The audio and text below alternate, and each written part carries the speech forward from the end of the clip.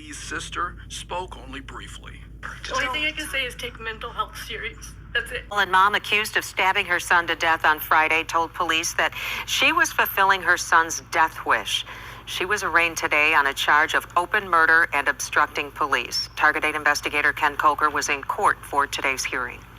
The mom says her son wanted to die before his 18th birthday, which would have been Saturday.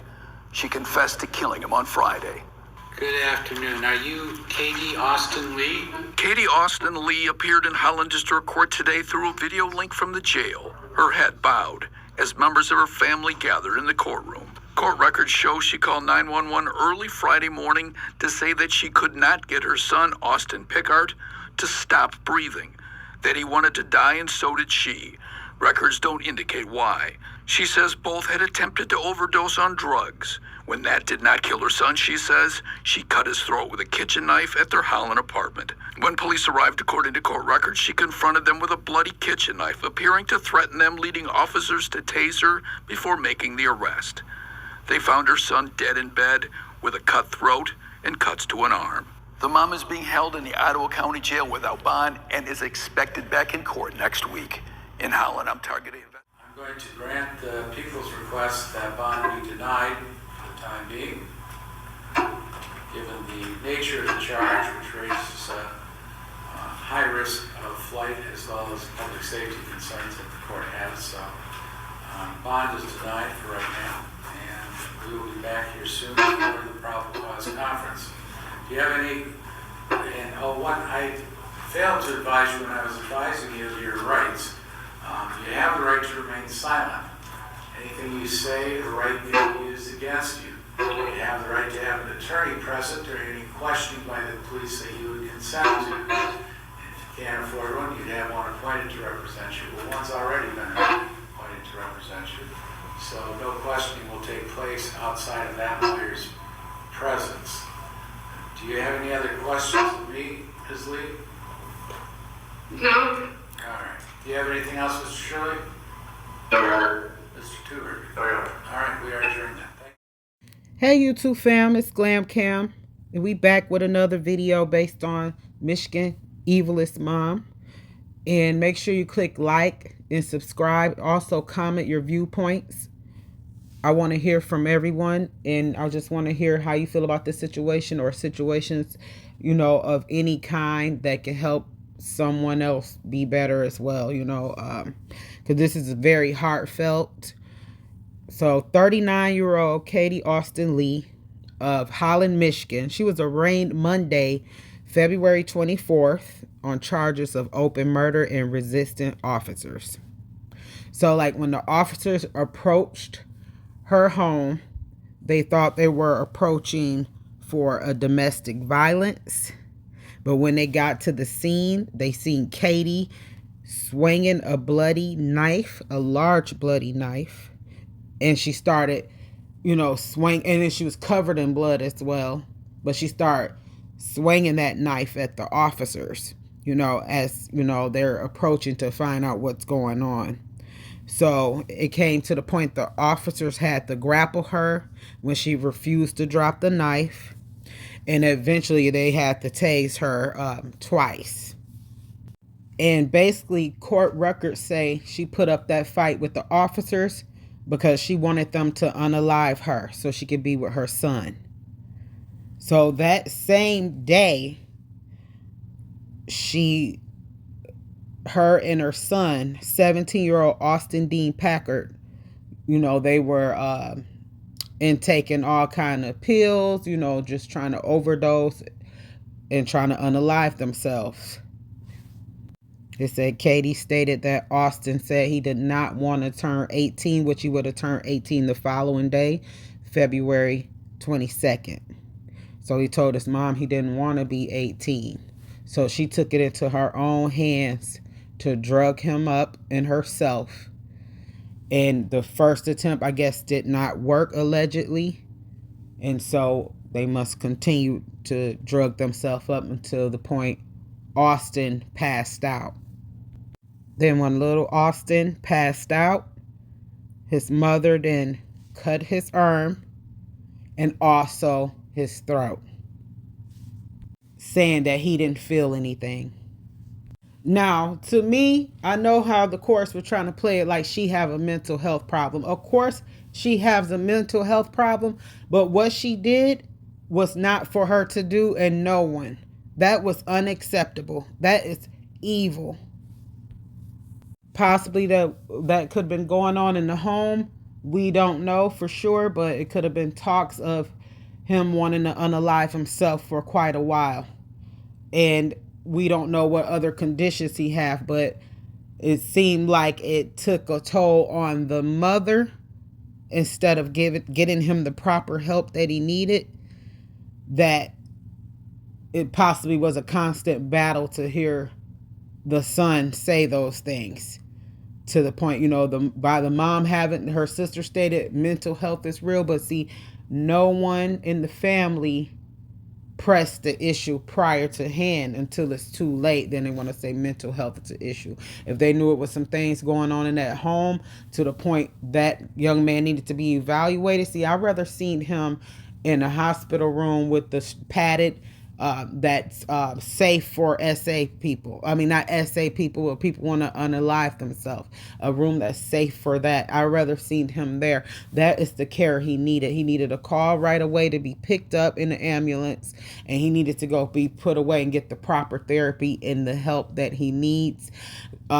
Something was going on in his mind that he felt like he did not need to be here anymore, but he definitely needs that help so he can keep on being here until he is in a healthy mind state and possibly can relive his life in a healthy manner and not have that way of thinking.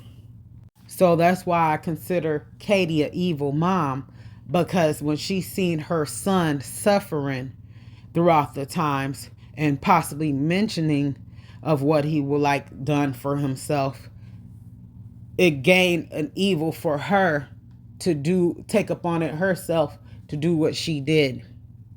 And she claimed it's fulfilling it for him, but no, that's something she personally wanted to do, because that is unacceptable. That's not of the normal. End of the day, my heart goes out to Austin, because he's been suffering and he's been crying out for help for the longest, and he did not receive that help. Now, I don't know, possibly in the farther future courts that's going to come up, that they might mention that he was getting help, but he wasn't getting enough. He needed overnight stays. Like, this is a whole child. What just got in her mind to want to be like, oh, let me give us these hardcore medicines and I'll take care of it for us. I will get it done for you. That's what you want? This young man's birthday was the next day. Now, that you can't tell me that ain't downright evil. So they slumbered and slumped around the house off the drugs. And the mom, she must take so much to the point she's kind of used to be in the headspace to be like, okay, he's laid out sleeping and off the medicine. Let me proceed with this large knife and fulfill this for him, because I have that evilness in me. See, that is what is giving, it's not giving. I want to help my child be better.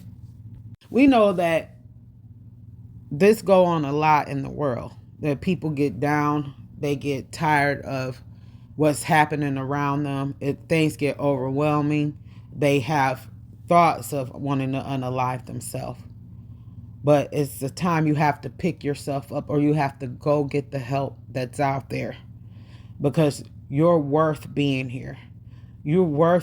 Someone wants you here, and you yourself needs you here. You're here for a reason. It could be a tough, dark day, but you make sure tomorrow be a better day. If you ever feeling like this type of way that Austin was feeling, you need to call one of the hotlines. You need to call the hotline and get some help, or a loved one. And they do have text services, and a number you can call is 988. It's a suicide and crisis lifeline, 24 hours. I'm going to put it down in the description for anyone, or if you know of anyone, because we have to stop this type of stuff. We have to save each other, and we have to help each other when we hear things and see things and little signs and stuff, instead of being that family member like, oh, mental health is real. Especially if you know things been going on in that house and you know your nephew or your sister is not in their right mind. There's constant things going on and being said. Word get around of things that go on sometimes. Don't let it get too far and too late. All it took is one phone call to get the ambulance over there, and they can get in a hospital. They can give them some overnight care, or just foresee the situation and make sure they protect the family and protect that person that want to unalive themselves, to prevent that.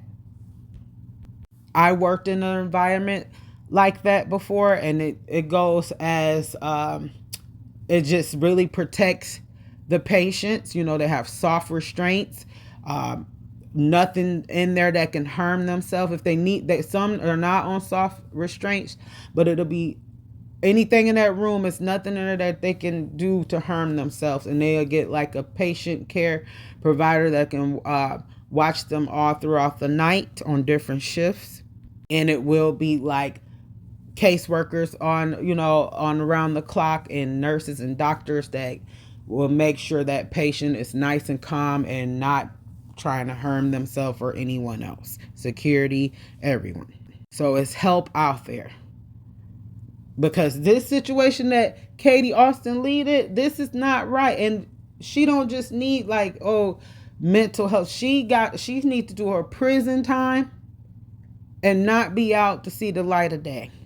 Because right now, you're given that you would just unalive anyone to do your own child like that, your own flesh and blood.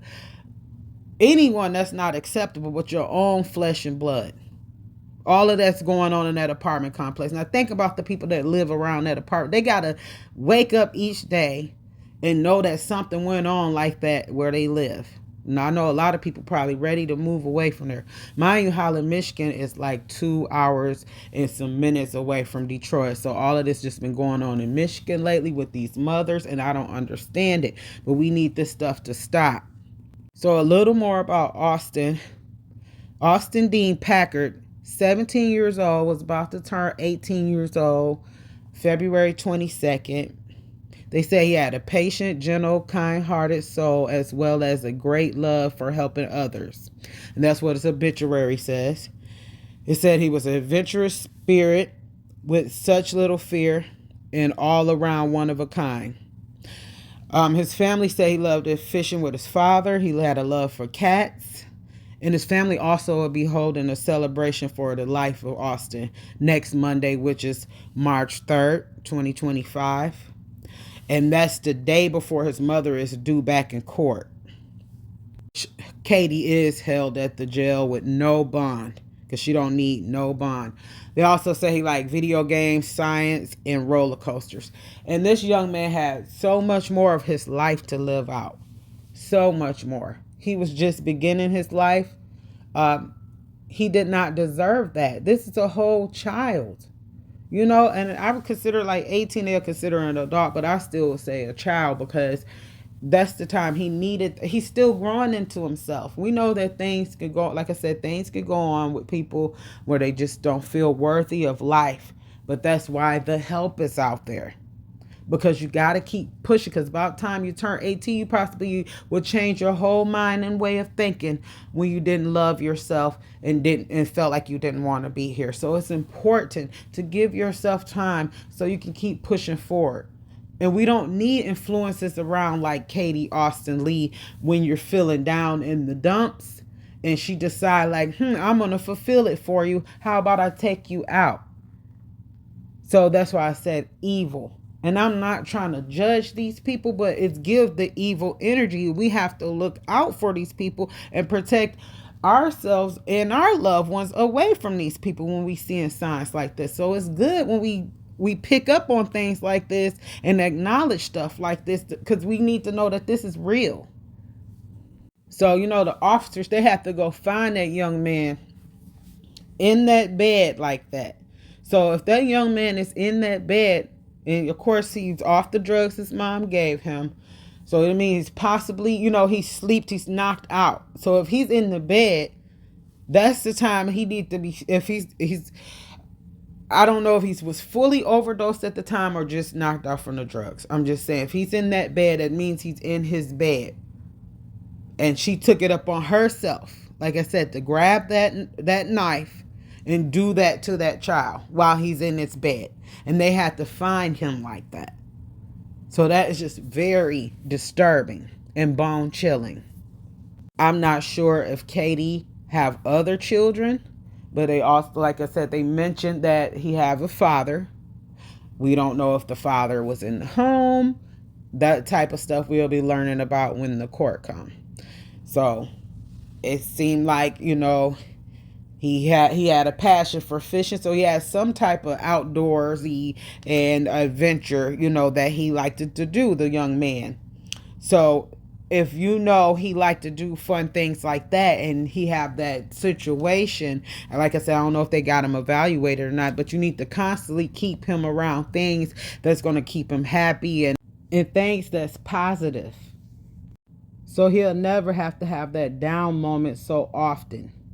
So when the court happened, then we'll know if he was getting pre-evaluations and possibly have medicine for when he's feeling down.